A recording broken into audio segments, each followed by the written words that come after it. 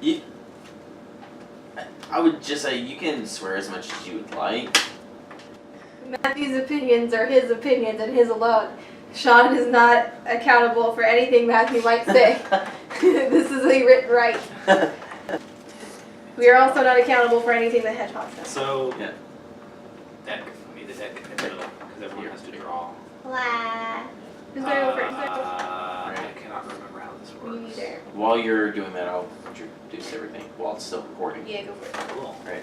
Hey guys, we technically saw Spider-Man Homecoming yesterday, but we decided that we're going to go ahead and talk about it today while playing Exploding Kittens because why not? I'm Shawn, that's Matt, that's Rosie, and that is Power. Because with any type of YouTube channel, it is a known fact you have to have an adorable mascot, and Hughes is not here. Hughes is never here. Surface. Okay, so basically, play as many cards as you want. But you have to draw and, the like and ender. draw last. Also, did anyone have an Exploding Kitten in their hand? No. No. Alright, cool. So who was first? Um, Who last? I went yesterday. Oh, today. Well, I'll go first. Oh, so we're not, okay. Let's just have. No, because I chaos. did like Anarchy. not too long ago. Okay. So, Go ahead. alright. So I draw.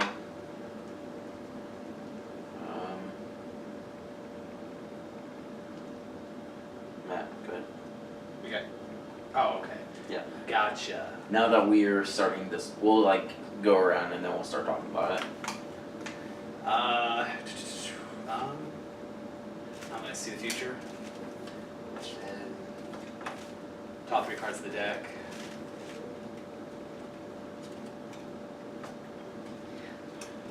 And I draw. I like the movie. I did too. I know we talked about this last night after we got back. It's my second favorite Spider-Man movie. Yeah. I think I'm officially going to declare it. Spider-Man Homecoming is either the favorite or the second favorite from what I've seen. But like personally for me it's a favorite. I like it the best just because of what Spider-Man is. And then I'm just gonna skip. Go ahead. That's fantastic. No, Spider-Man 2 is still my favorite Spider-Man. I think my least favorite Spider-Man movie was The Amazing Spider-Man 2. Because I thought The Amazing Spider-Man 2 did everything that Spider-Man 3 did wrong, plus more wrong. Because like Spider-Man 3 had too many villains, a lot like The Amazing Spider-Man 2 had, but it had Sandman, which I argue was a pretty good villain. Like he had a lot of good motivation, he's very sympathetic, and you know his connection to Peter is pretty cool. Amazing Spider-Man 2 had nothing going for it in terms of villains, especially considering that like at least in Spider-Man 3 each villain served kind of a role, except for Venom sort of, because Spider-Man and The Amazing Spider-Man 2, Rhino, who is a really good character in the comics, really fun concept, and he gets 2 scenes, only one of which where he's the actual Rhino. The very ending scene, you don't really see anything. Yeah. So that's why I complain very much about The Amazing Spider-Man 2. It's still my turn, isn't it? Yes. Yep. In terms of me, I'm weird in that I'm wrong about how I feel about Spider-Man. Well, because yeah, you are. It's just my opinion that the Amazing Spider-Man series is better than the Raimi Spider-Man series, and that the first one is my second favorite. I think that's an understandable. With Spider-Man Homecoming being my favorite. I think that your first 2 choices, Homecoming and the original Spider-Man, that's a great choice. No, I'm saying. He's saying the original, the first of the Amazing. Yeah, I'm saying. The first of the Amazing. Yeah. Kill yourself. Kill yourself, man. Like. Please pay. I'm trying to figure this out, Holmes. Okay. And then, like I said, my opinion is wrong, therefore I am wrong. But it's Amazing Spider-Man, then Spider-Man 1, then Spider-Man 2, then Amazing Spider-Man 2, then Spider-Man 3. I think Because with Spider-Man 3, for me, Venom is one of those characters that I really like. Oh yeah, They and did ru- Venom very wrong. Oh yeah, they ruined them. But I think that's no more than they ruined Rhino or Goblin in Amazing Spider-Man 2. Rhino was mismanaged. I drew, by the way, good. I think Rhino, if they were just like, here's an Easter egg with the Rhino. Favor. So one player must give you a card of their choice. Of their choice. My choice. Echo. And then, if they did not market it to where the Rhino was an actual, if they said, you know, by the way, the Rhino's just here as a cameo. If it wasn't just the Rhino's gonna be a third villain, we're gonna put him on a poster and everything. I think that's what ruined it. You know why, right? And I can tell you exactly why they did it. It's because with the Amazing Spider-Man movies, they were trying to create a new extended universe through Spider-Man because he's got such a, you know, large villain roster. Yeah. They were trying to do Sinister Six and stuff like that. Oh man, she keeps him. Yeah. And that's why they're trying to put the Rhino. That's why they're trying to shove the Rhino down our throats. But I agree with you. Yeah, if they had let him be a cameo, like, hey, we cast Paul Giamatti as someone, we're not going to say who, you know. Yeah. And at the end, it's Rhino. That would have been like, oh, that's really cool. So he's going to be in like the next one. He's going to be like a really big character in it. But Yeah. he was a one-off villain. I feel like, did you go? Yeah. I feel like if we knock on the table, then we can. Yeah. Go ahead, Rosie. Yeah, I agree with you on that. But if we're gonna talk about villains they did right, So, Vulture did it very well. I feel like this movie, I would say, best Spider-Man villain.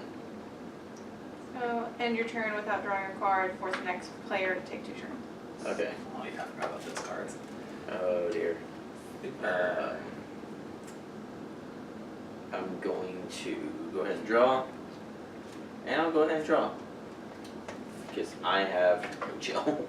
Okay. Because with all the other ones, by the way, we'll probably just get into spoilers. I really don't care. Oh yeah, this is obviously a Oh, spoiler yeah. talk. Hey, Like, spoiler alert. hey, spoilers! Why are you watching this if you haven't seen the movie? Yeah. You want a spoiler-free review? Go see the movie. Yeah. It's good. Now, honestly, Illegally download it if you're poor. That's what I did when I was young. You can do this sort of thing. I condone it. Illegally download everything, okay? Do it. I have made a mistake. I shuffled that in. I'm gonna have to defuse it. and put it back somewhere in the deck. Anyone want to debate me on that?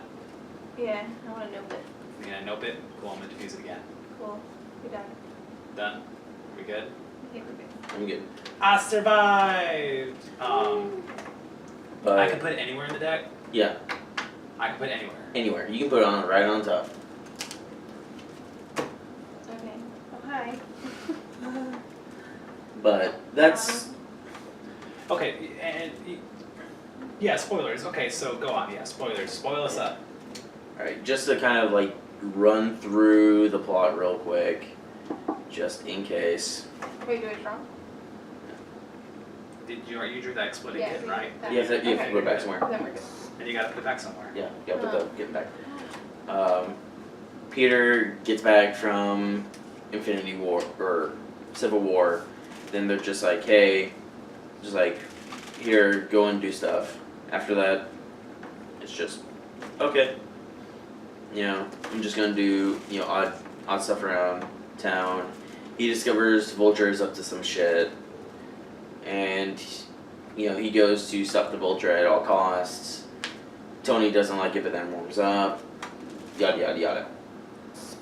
She mad. So I With- kind of want to mention, at the start of the film, we have this, like, really cool moment where you have the Marvel Cinematic Universe opening, but you also have the Spider-Man theme playing. I thought that was super cool.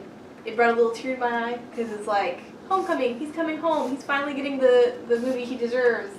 And it's really nice. They actually are going to do right by it. That was the first indicator to me that it was going to be worth watching. That means I get to pick out of your hand, Rosie. Oh. You have choices. I think I got the one that I. What happens gave if I run out of cards? You end your turn by drawing. So. Oh, gotcha. Yeah. She was talking about that intro sequence about the Spider-Man theme. Mm-hmm. I like that a lot as well. Mm-hmm. I'll say this. You just drew another exploding kitten. Yeah. Wow. And then I diffuse it. Anybody want to fight me I on? got nothing to do that. Alright.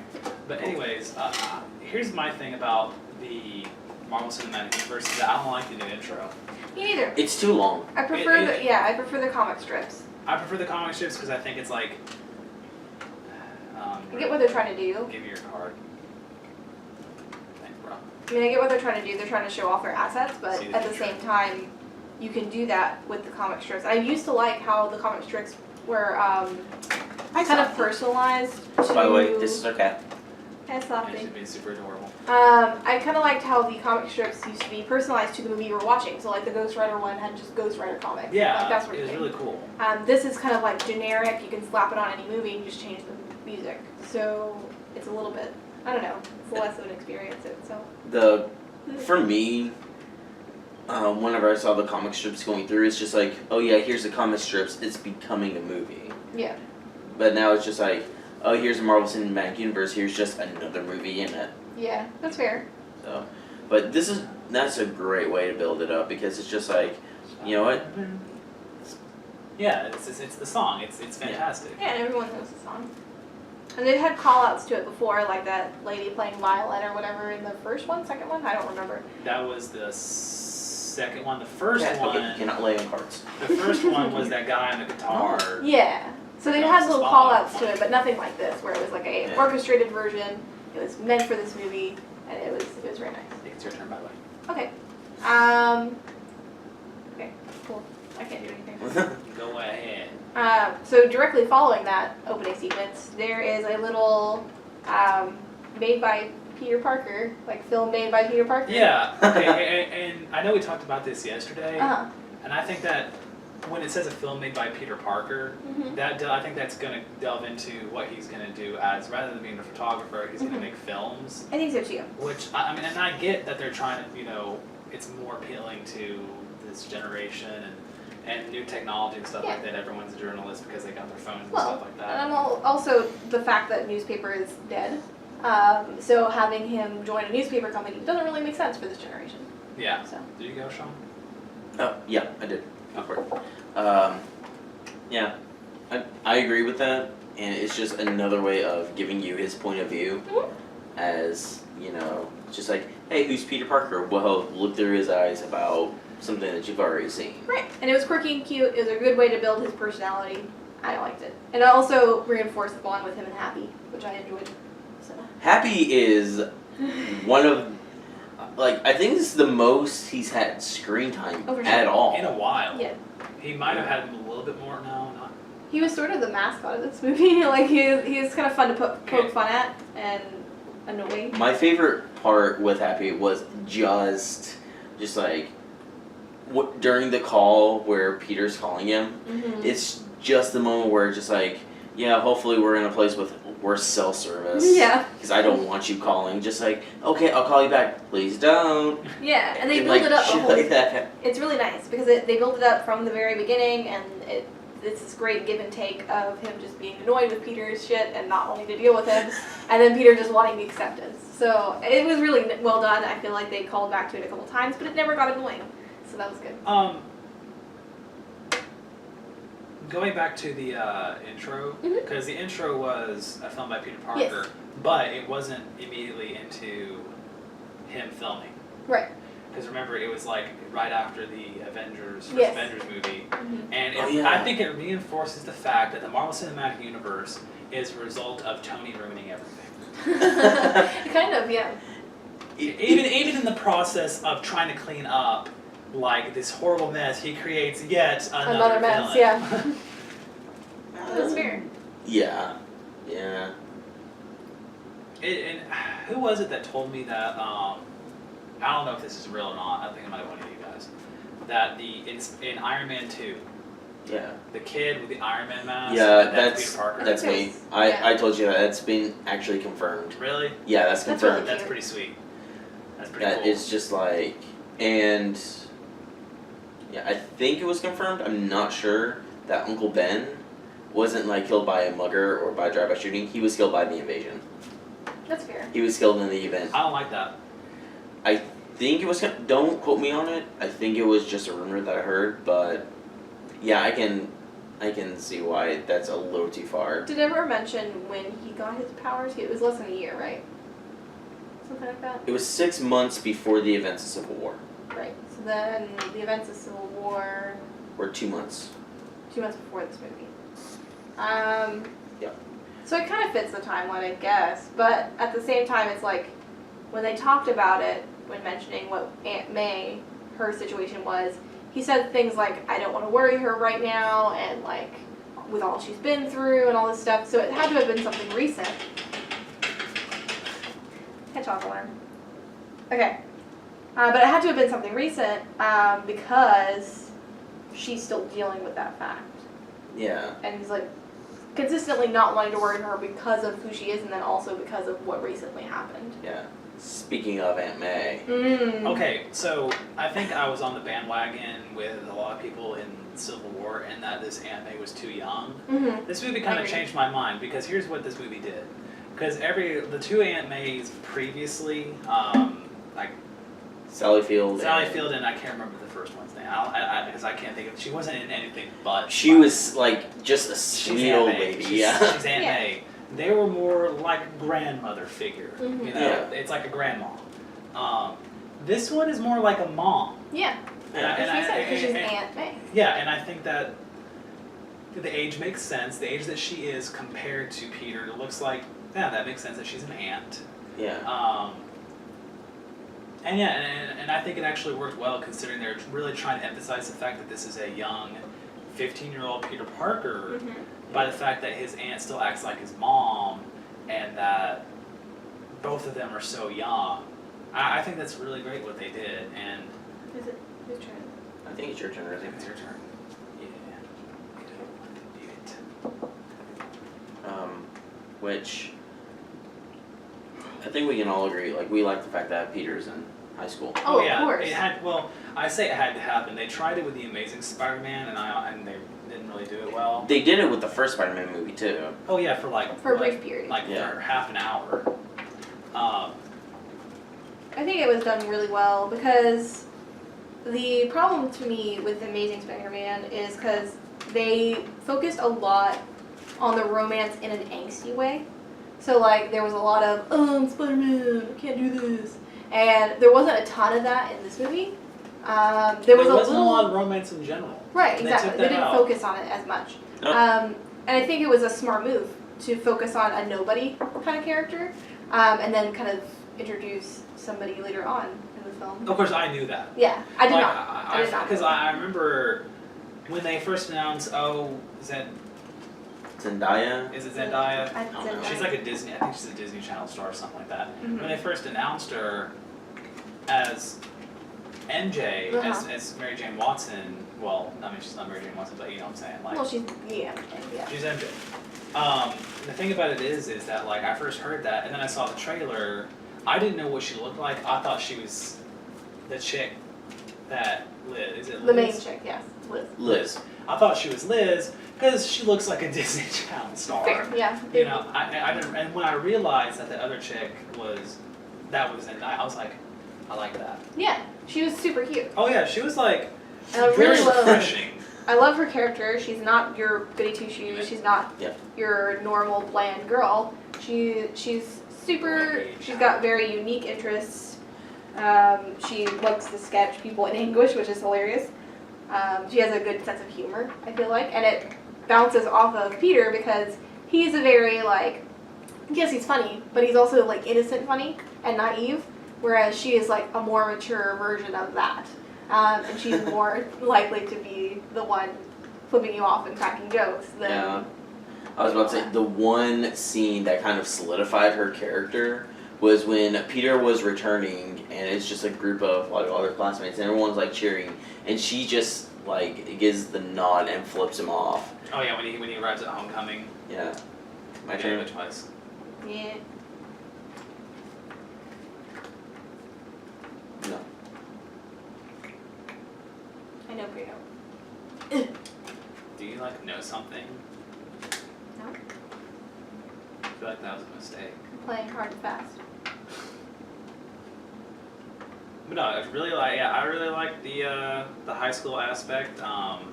It was in it throughout the whole movie Mm-hmm. because even in the Amazing Spider-Man, he was in high school the whole time, but It didn't look like feel that. way. it didn't feel that way. And Because he like, had an adult job, and he basically. had a couple of fight scenes in the high school, but it didn't feel like he went to the high school. No. He looked like he was 30. Yes. This guy is older, right? The guy that plays Spider-Man now. Tom He's older. Holland? He's like 19. Oh, okay, so he's not that bad. I was thinking he was older than Garfield. No, Garfield was way older. Oh, he is. I was yeah. going to say he doesn't show it if he is. So he looks the part. So that's good. It's your I turn. know. Ooh.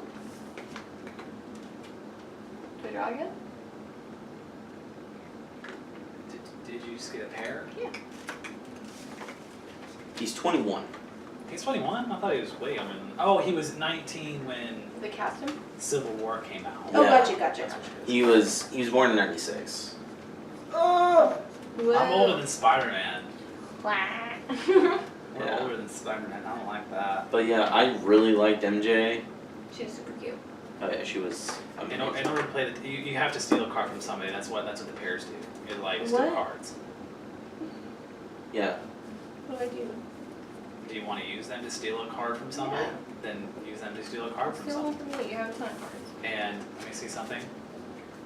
You choose the card. Oh, choose them at random. Yeah. So you gotta hold it up and then I'll just... I hate you so much. Alright. Go ahead. Go ahead, Shawn. Do they go in the discard pile or do I pull out of my You hand? discard. Discard.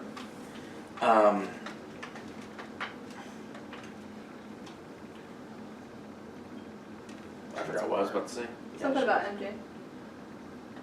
Yeah. I think we're talking about more about the high school aspect. Yeah. Also high school. It just felt like, he has the best friend in high school. He's kind of a dork. They The have Hobgoblin. the Hobgoblin, yeah. What's that guy's actual name? Ned. Ned. Okay. Ned. Ned's declassified. Yeah. And then there's Flash, who they make out to be this.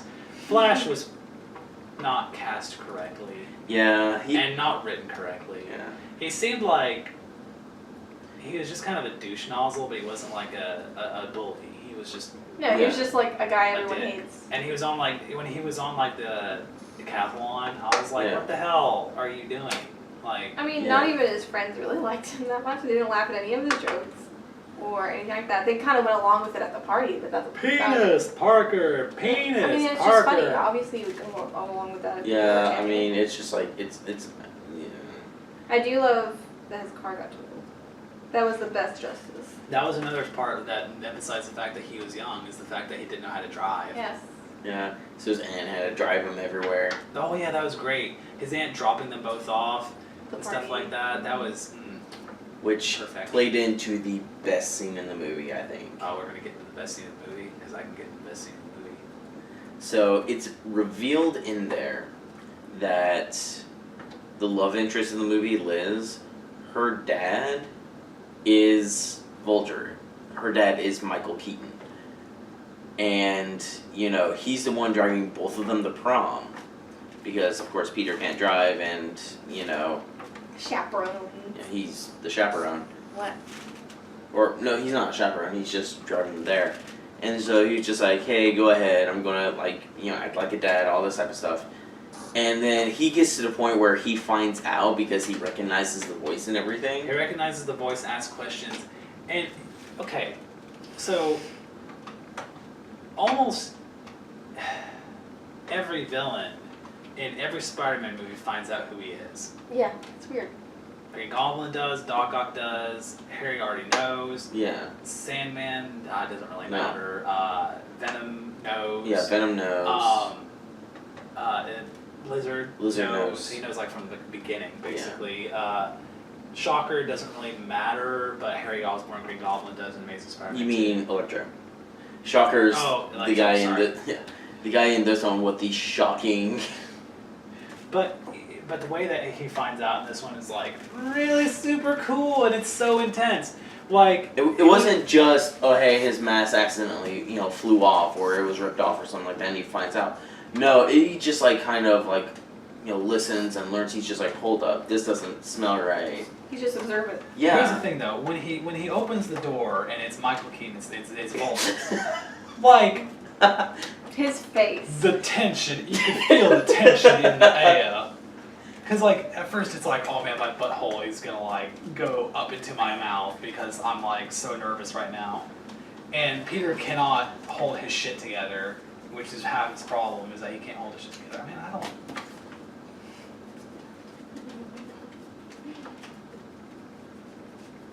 It's true. Yeah, sure, go Rosie, so I don't have to go. Okay. I'll shuffle on that. Howdy. But yeah, it's just like the one thing about it is you do not expect that coming. It's one of those where it's just I'm like, surprised I didn't. I know, right? I'm really surprised, but I think that if Liz had mentioned her dad At all. at all, Yeah. it would have been like, huh, now why Yeah. is she Like mentioning the her dad being dad? out of town. But she was completely silent. yeah, it Yeah, was when just you knew nothing about the family. yeah, it was just like, oh hey, that's pretty cool. Oh, we're going out to see your family. That's fine. You go up to it and you see Michael Keaton just open the door. Everybody, I swear, everybody in that theater just either laughed or gasped. Yeah. Because it's just like, oh. It's not gonna be good. There's no way this can go. Shit's go well. about to go Yeah. down. And then, it goes into him, and he just hands the, what do you call it, crochet? The corset. Corset. No, No, I think it's corsage. corsage. Hey, when he just hands it over, just like, here. It's really cool, and Michael Keaton doesn't really recognize him, I think, No. like, in, like, the first, when they're at the house. No, It's on the drive that it's like, There's oh my a God. moment. There's a moment, and Peter tries, but he's not good at it. Not He's at all. not good at, like, getting out of, like, talking situations. By the way. Oh, yeah, my bad. He Favor. Give me a card. Razelman. he just at that point he just subtly just like pulls out a gun, just like turns back and just like, hey, I know who you are, you know who I am, so let's just cut the bullshit. And I think Yeah. not only that, but like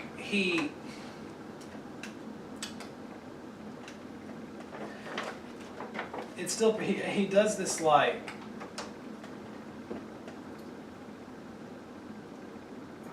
Words. hold on a second. Okay, I'm gonna play these two. Gonna pair them up. Give me your other card. Thank you. I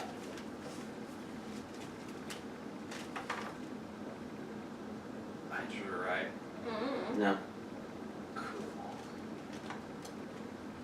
Oh shit. Oh, I'm out. Nah. Mhm. Alright. I draw.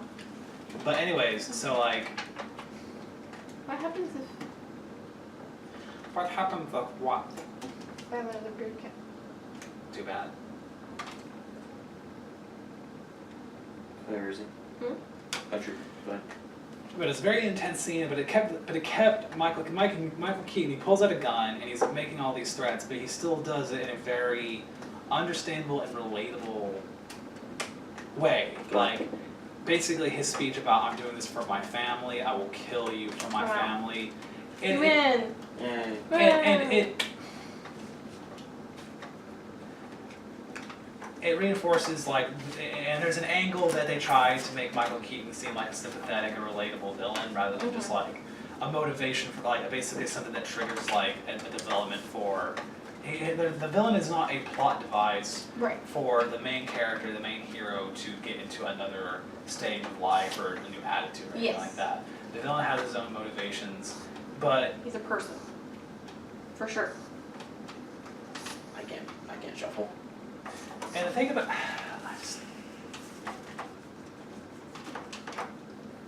I think they did a good job both with Peter and with the Vulture in making them exist in the world that they're in.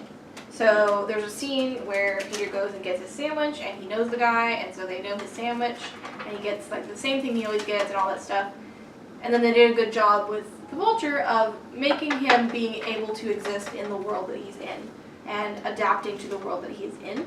And I thought that was a really good thing for both.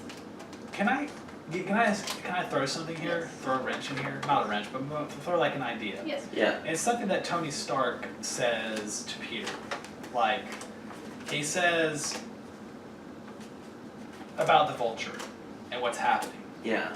He says, it's above your pay grade, but below the Avengers' pay grade. Yeah, I remember that scene. So, here's my thing. I think that kind of hints as to what Spider-Man it's above the pay grade of, say, someone like Daredevil or Luke, basically the Netflix series heroes. Yeah. Which are very, very, very, Daredevil, I'm protecting the hell out of like Hell's Kitchen, like 5 city blocks, and that's it. Yeah. That's my go-to, that's my area. And then the Avengers, which are all worldwide catastrophes, up to the Guardians of the Galaxy, which are all the galactic stuff. And Spider-Man is like, I got like the city of New York. Yeah. This neighborhood. I got like right above Daredevil and all of them, below the Avengers. And I think them hinting at that, like what his, basically what he's going to be dealing with. He's going to be dealing with like city threats and like more relatable, but not like dark and gritty and down to the earth, down to the ground like Daredevil and all that. I think they're trying to create something different. Yeah. He's not busting up drug rings or like doing things like, I mean, he busts weapons ring, but this was more in the terms of, this is my city. Yeah. And I'll fight crime in it, and I'll help out. Yeah. Like Tony said, and like this is not the Amazing Spider-Man where it's just like, hey, I have all this cool stuff, look who I am, and I will fight anything that comes my way. This is more of, hey, New York's in danger, I'm their guy. Yeah. And I adore that about this film. I feel like they did a really good job of like making it a very narrow view. It wasn't, I'm going to save the world, all this stuff. And I think that he needed that. And I feel like the end of the film just confirms that.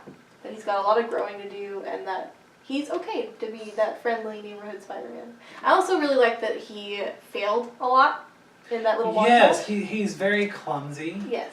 Which is really interesting because Spider-Man is the anti-clumsy. He's very clumsy. There's a little moment where he's afraid of heights. Yes, being afraid of heights, that was really cool. Because the thing about it is that he lives in, basically everything that's happening is in the Bronx. It's like, he's not in New York, he's not in Manhattan. He's not really super high. He's not in Long Island, he's not that level yet. He's still, local to his neighborhood. He lives in, kind of like suburbs. He lives in... No, he lives in an apartment. I know he lives in an apartment. What is he? Which part of New York? Queens. Yes, in Queens. Yeah, he lives in Queens. Where does Captain America from? Brooklyn. Brooklyn.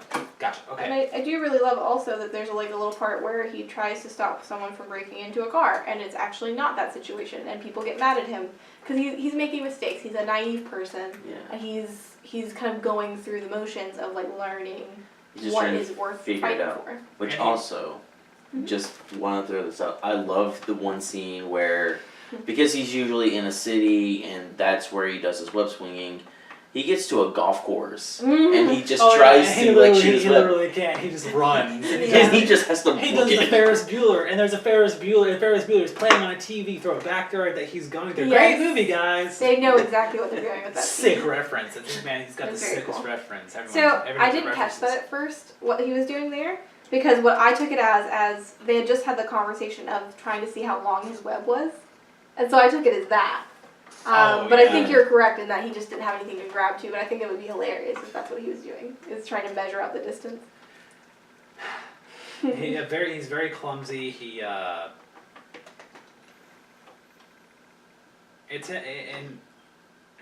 This is definitely a young Spider-Man, because in both the Amazing Spider-Man and the original Sam Raimi Spider-Mans, it basically goes from point A of him learning, hey, I'm got superpowers, to I am a superhero in like a 5-minute time frame. Yeah. You want to know why that happens? Why? That's not in this movie.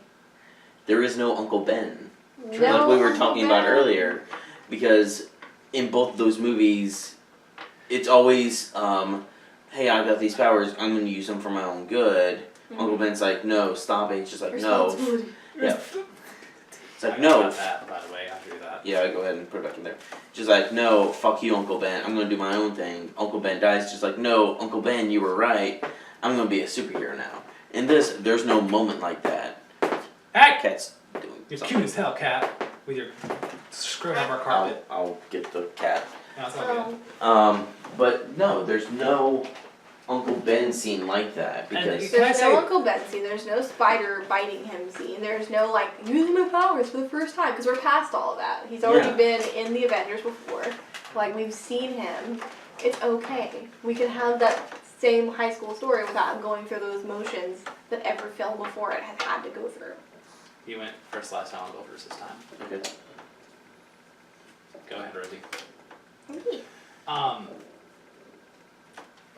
Go ahead.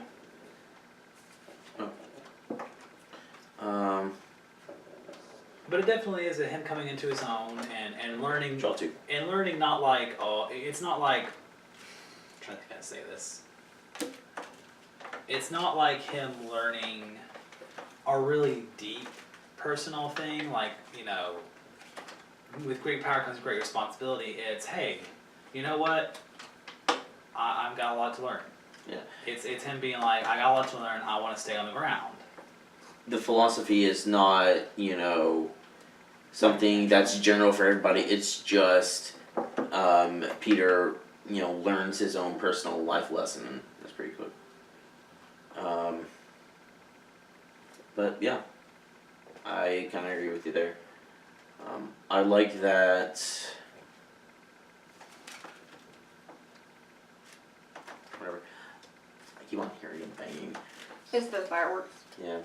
I like the fact that, you know, he makes his own web shooters and like he's not just a screw up being in, you know, yeah, he's smart and he does this, but he's also a screw up in school too.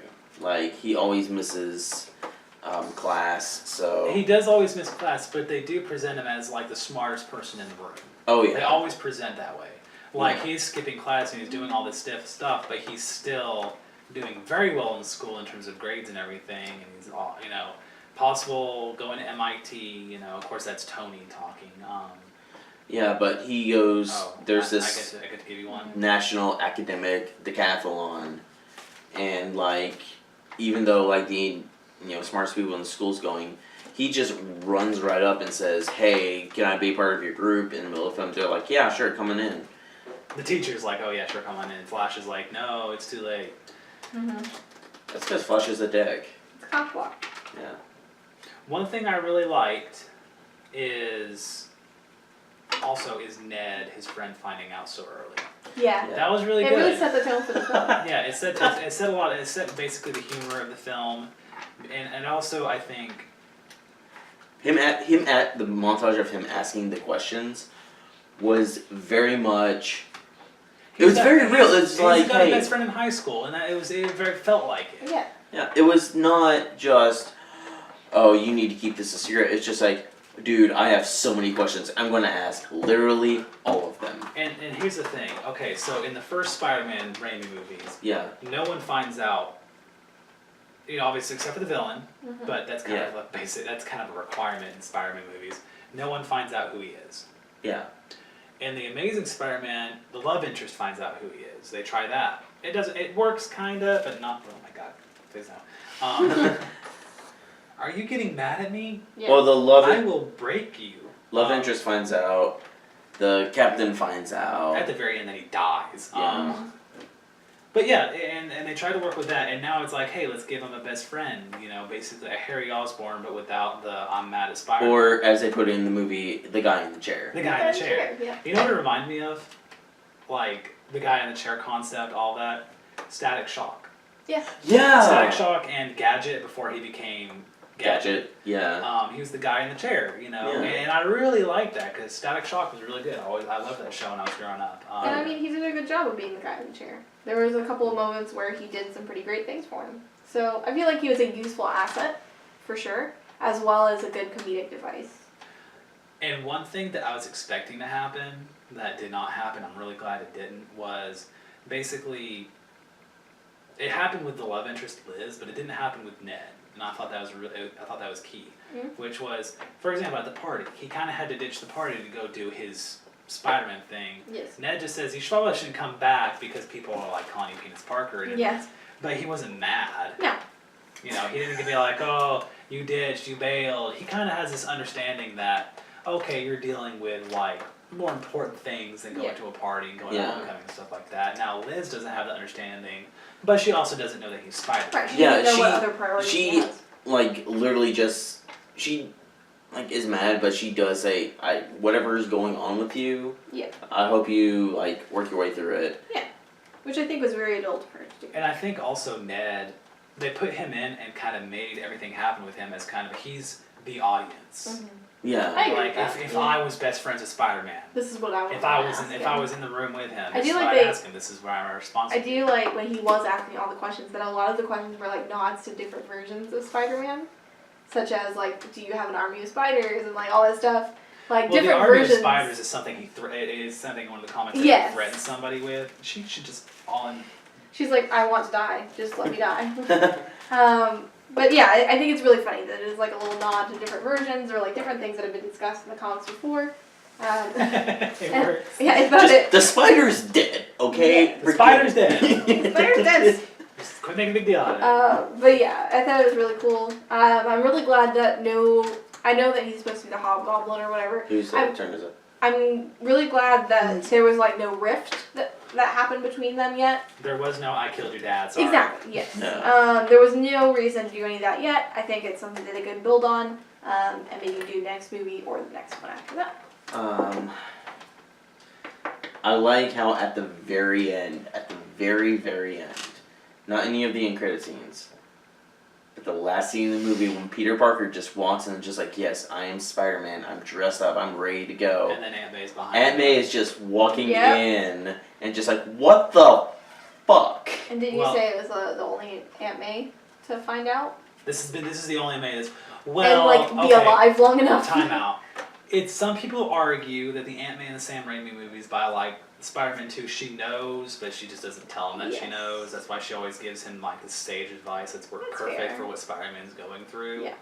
Some people say that, okay, you know. I think she was just a wise old woman. Yeah, yeah. But this is like this is gonna be the first Aunt May that like knows.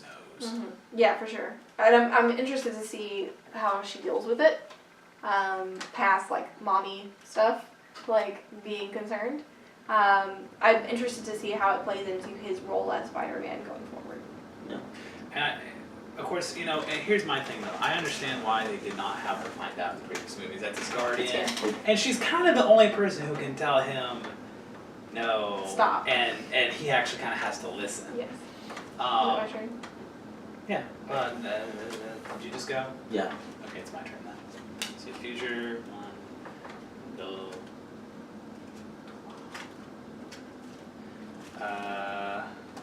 Okay. No, wait. That's you pick one. Oh, okay.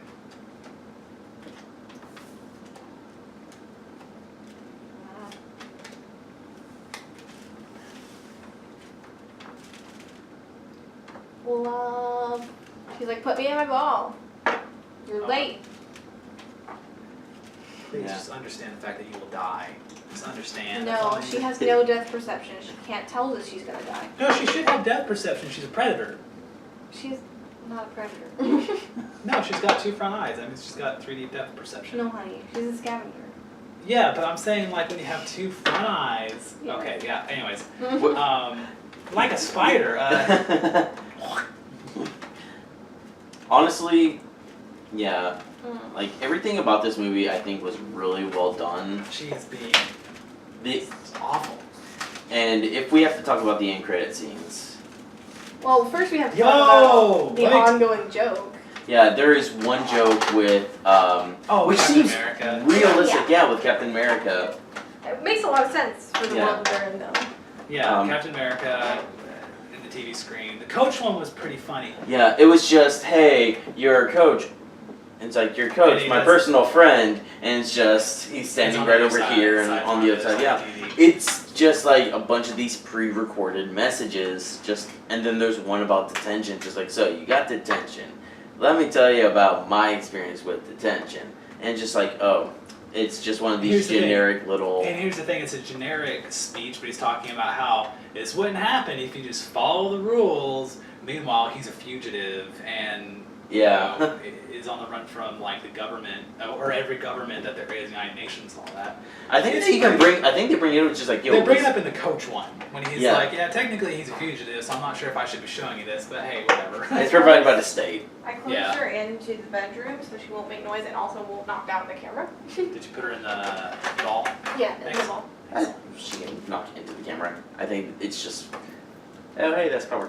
But yeah, and then with the final end credit scene, the one that's after all of the credits, it's literally just, Oh it's yeah. literally just, The middle finger. What's up? it's a troll. It's a troll. They're saying, oh, patience. You know, sometimes it pays off. A lot of times it doesn't.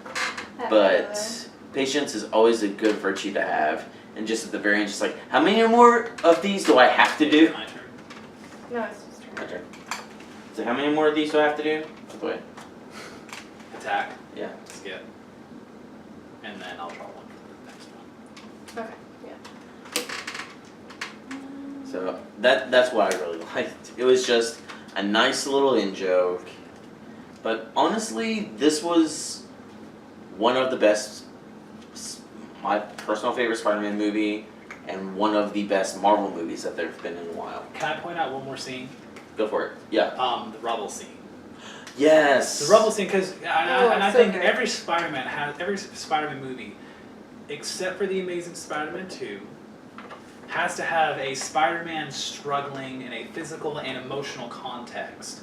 So, Spider-Man 1, when he's having to basically save Mary Jane, save the kids in that tram, Yeah. that's one. And then, you choose Spider-Man. Yeah. The second movie, the train sequence where he's holding Yeah. on. Mm-hmm. The third movie, when he's getting the hell beat out of him by Sandman, you know, that, of course, the third movie's not good, so I can kind of ignore the fact that it's not really That's that fair. hard. Yeah. Yeah. Even the first Amazing Spider-Man had the moment where he's got the saving the kid in the car. Yeah. It's that very emotional Spider-Man relatable moment. This one had it, and it was really good. It was the scene where like he's buried by the rubble. It's just like he doesn't know what's going on, and then he sees, like he's calling out for anybody. Yeah, he sees the reflection, And he sees the half is reflection. the mask, and Yeah. half is him. But there's a couple moments where he's sincerely struggling, asking for help. Oh yeah, he's screaming for help. Yeah, and it's not just it's anybody. great. Help me out, please. Yeah. Yeah. And I think that relates to, again, what this movie's trying to do with Spider-Man. This is not the Spider-Man that, I'm trying to think how to say this. This isn't the Spider-Man that is super relatable and has those personal, emotional moments with like kids and, you know, and has his own personal struggle and stuff like that. This is just him trying to be grown up. Yeah. And trying to be reliant on himself. Yeah, I agree. Can we also take a moment to say, hallelujah, thank you, that the love interest was never in danger? Like, That's true, yeah. I mean, yes, she even- was in the even- elevator, but at the Yeah. same time, it wasn't caused by, like, The bad guy. villains. It wasn't the villain going, you choose Spider-Man. right, exactly. It had nothing to do with the situation other than he saved her. And that's about it. She wasn't in danger. She wasn't a love interest in danger because she's the love interest. Exactly. So there were other people, especially like his rival, I guess you could say, like Flash. Like he was also in the elevator and like needed to be saved. But like his best friend was also in the elevator. So it wasn't because she was a love interest. It wasn't a kidnapping situation because it's her dad who's the main bad guy. Yeah, totally. And she was never in any danger from the situation that is the plot. So. Yeah. Mm-hmm. Yeah. I'm really appreciative of that. A lot of good moments, and overall, great movie. I mean, I'll say it again. Spider-Man 2 is still my favorite Spider-Man movie. It's one of the few perfect superhero movies, except for maybe a few flaws here and there. But what perfect movie doesn't have it? Dark Knight has flaws, and it's better. I would say also, like, it's just a generally fun movie. Even if you're not into Spider-Man comics, even if you're not into Avengers movies in general, it's just fun to see. And Spider-Man. have a good time. Spider-Man, he's bad! I do feel like, also, just being in the theater, it was a pretty packed room, and everyone was really excited to see it, and you could tell that there were a lot of diehard fans. But at the same time, I feel like all of us were laughing together. It never felt forced, any of the jokes that they were doing. And there was never that eye-rolling moment of, oh, of course they would do that joke. Everything was very much unplanned, and I like that there was a lot of surprises. Can I say one criticism? Let's go for it. So I'm gonna check the battery on it while I'm checking on Cat. Come here, Cat. she's mad because we're all sitting here not paying attention to her. That's what it is. Right. We're good. Okay. So the one criticism I have is Tony Stark. Why is that? Because think about what the movie's. It's like what I was saying the movie's trying to do. This is a Spider-Man trying to grow up. Mm. And I always felt like Spider-Man does that on his own. Yeah. Spider-Man in most iterations, of his origins, is everything, like basically when he discovers other superheroes, even ones older than him, Iron Man, Captain America, it's after he's been Spider-Man for years. Mm-hmm. And he's already kind of made a name for himself. And he's already made a name for himself, and he's Spider-Man. Mm-hmm. And I think Are you kidding? I would give that Cat. She's just doing it to get attention at this point. It's because you keep getting up. You see her shake her head like that? I mean, she's playing. Yeah. Yeah. Come here, Cat. Come here. But yeah, I felt like Tony Stark was just there to kind of be like, hey, this is what you did bad. Mm-hmm. You lose the suit now. Basically, he's there to say, here's what you did wrong, here's what you got to do right, and then he has to go and do that right. Yeah, he's like the school principal. He's the school principal. And I honestly think, if I can be honest, that should have been Happy. Yeah, I agree. Happy should have been the one who's giving him the speech and say, hey, we're taking your suit away. And Happy, when Tony Stark says, if somebody on that ferry got hurt, that's on you. If something happens to me, that's on me. Because Happy's supposed to be his caretaker. Yeah, he's supposed to be the one keeping him out of trouble. Yeah, and Happy should have been like, that would be on me. Yeah. And I felt like that would have been a little bit better, but I also understand that you have to kind of have, because this is an origin story of origin stories. Yeah. And it's so low to the ground. It's not like, well, it's actually sort of like Ant-Man, but Ant-Man had encounters with the Avengers, the original movie, but I felt like Tony Stark was just there to say, hey, this is in the Marvel Universe, everyone. Hey, it's remember? In the Marvel Universe, remember, guys? Yeah, I agree with that now. It didn't bother me when I was watching the film, but I do agree that Happy should have had that role, because that's kind of what they were building, and then they never went through with it. And then, even the ending scene, that was kind of a weird spot to have him propose to. It was. I think what that was supposed to be is like that proposal is whenever Happy said, "I've been having this in my pocket since 2008." Yeah, it's. I think it was one of those things where it's just like, okay, if anything happens, this is a backup plan. Yeah. I feel like that's what that was for. Here's the thing, though. Here's the thing about that, and this is my criticism. I think that Tony Stark as a character, Iron Man as a character, is getting less needed and more like kind of a hindrance almost to the cinematic universe when he's not having his own movies. It's true. When Tony Stark isn't front and center, it's like in Civil War. Civil War, he's not front and center. He's sort of side character, and you keep finding out things like, wait, what? You and Pepper they're not together anymore, and then literally the next movie with him in it, they're back together, and he's proposed. Yeah.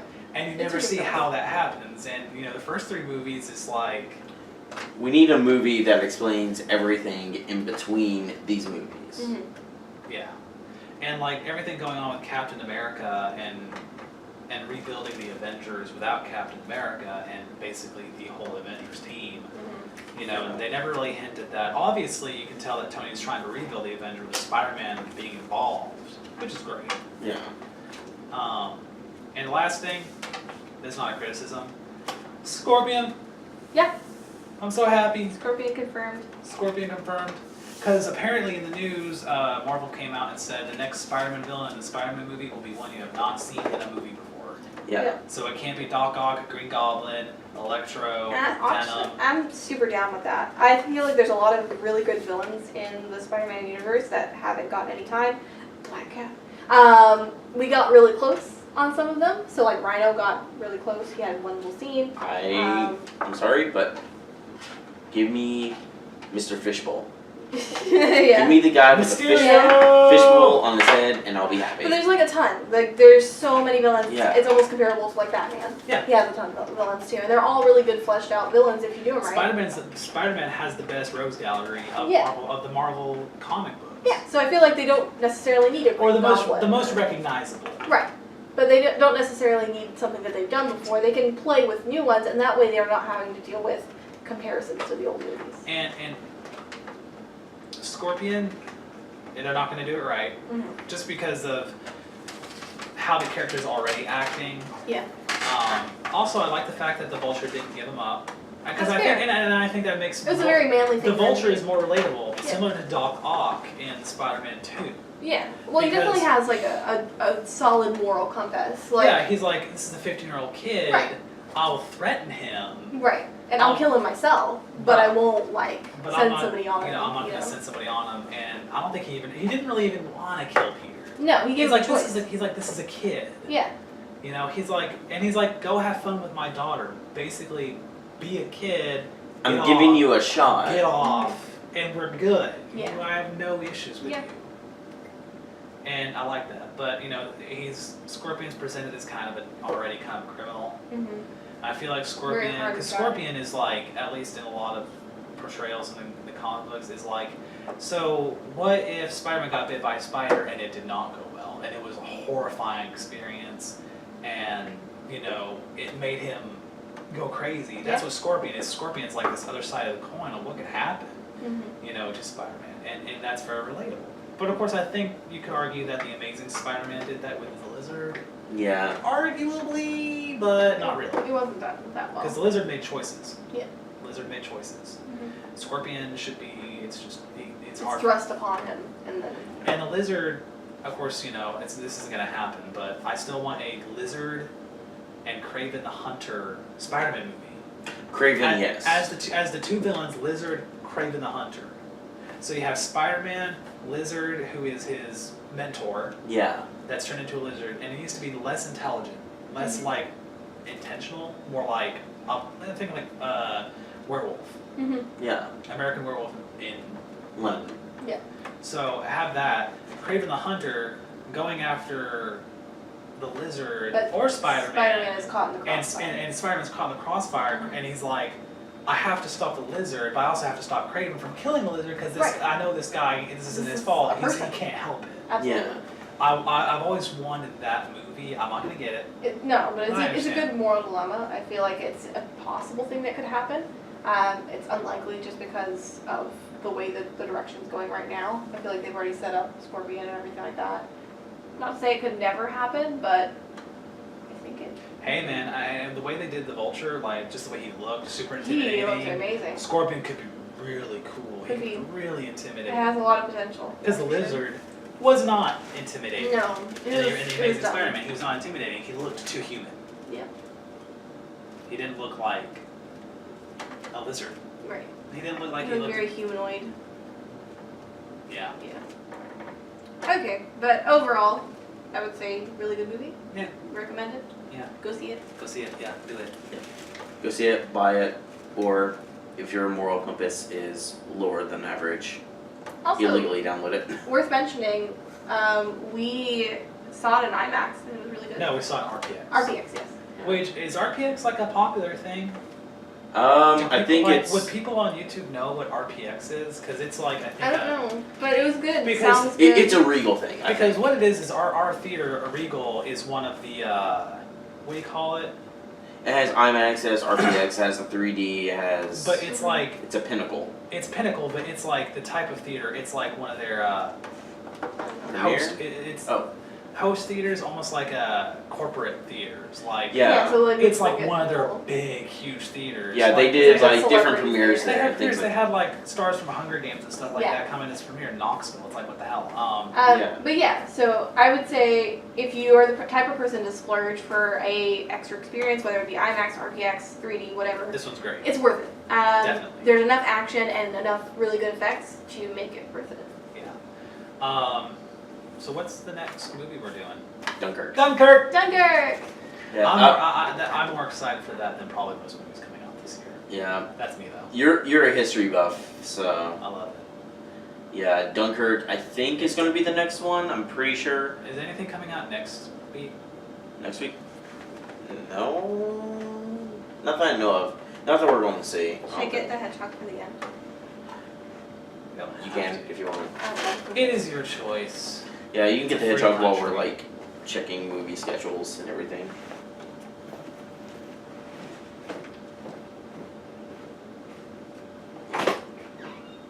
Yeah, Dunkirk definitely. At first I was on the fence. I was just like, am I gonna really enjoy it? Because I'm not a history buff. It's Mr. Nolan, man. But it's a Christopher Nolan war And movie, It looks real good. and oh god, it does. I hope it's not crap. I hope this isn't like his first like real crap movie. It doesn't. I mean, the casting choices are a little.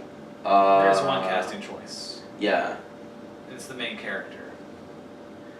but even though you say that, but you forget he's one of the Hey. people that's just said, "Hey, look, the Joker, Heath Ledger. Yeah, let's bring him in." I trust Nolan in casting. I trust him because he hasn't really done any bad casting from a lot of his movies, at least in the last last decade and a half. Because Heath Ledger, fantastic. Tom Hardy is Bane, fantastic. Even if it had a little bit not as well written, still fantastic You're right. acting. There is a movie next week, What? War of the Planet of the Apes.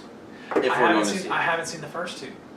Yeah, that's it. That's the one that's like big coming out, and then the one also coming out the same week as Dunkirk is Valerian Oh, and the City of a Thousand Planets. I don't care for Valerian. I might see it, just depending. After that one, though, you have It starts dying down, doesn't it? not really, because there's quite a few coming out. Because after that is the John Wick knockoff, Atomic Blonde. Yeah. It's too much of a ripoff for me to really appreciate The it. the sequel that we've all been waiting for, the sequel to Despicable Me 3! An Inconvenient Truth. What? An inconvenient sequel, Truth to Power. It's like the Al Gore one? Yeah, Al Gore's back in it. He's back, baby. He's back, Is he still fat? probably. And then after that, I think the next big movie that we might all see together is Dark Tower. Never read the original story, so I couldn't really no. Jesus Christ, what's Hitman's Bodyguard? Oh! That looks so bad, but it also looks so good. It looks so much It like... looks so much so R.I.P.D.. R.I.P.D., yeah. But hey, it could be good. Ryan Reynolds has got that Deadpool star power now that might get it, let it make Then money. maybe September 8th is it. It comes out September 8th. Oh, wait, are you good. talking like September 8th is kind of just it for it? Are you talking about the movie It? Yeah. It comes out September 8th. Yeah. I'm seeing that.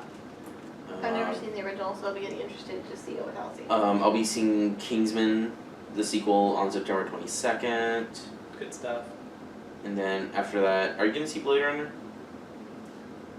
You can. That one's. I'm gonna wait for reviews on Yeah. on that guy, because could be good.